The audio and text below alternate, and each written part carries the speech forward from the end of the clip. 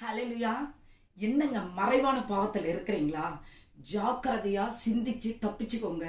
கர்த்தருடைய வேதம் சொல்லுது யாக்கோபுல, பாவம் இச்சையினால பிறப்பிக்கப்படுதான். அந்த பிறப்பிக்கப்படுற பாவம் கர்ப்பத்துக்கு கர்த்தர் ஒப்பிடுறாரு. அந்த கர்ப்பம் எப்பொழுது பிரசவிக்கப்படுமோ அப்பொழுது அசிங்கப்பட வேண்டி இருக்கும். இந்த கர்ப்பத்துக்கு, பாவத்தின் கர்ப்பத்துக்கு தான் அசிங்கம். அதே மனுஷன் பெற்றுக்கொள்கிற கர்ப்பத்துக்கு வந்தீங்கன்னா உலகமே சந்தோஷப்படும், ஒரு பிறவி பூமியில பிறந்திருக்கேன்னு.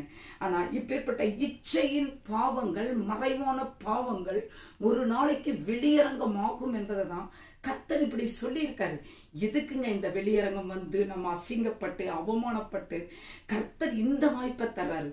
உங்களுக்குள்ள ஏதாவது பாவங்கள் மறைவா இருந்தா இப்ப கர்த்தர் சமூகத்துல மறைவாவே முட்டி போடுங்க. யார்கிட்டயும் சொல்லாதீங்க. கர்த்தரை நோக்கி பாருங்க. அவர் உங்களுக்கு பரிபூர்ண விடுதலையை தருவார்.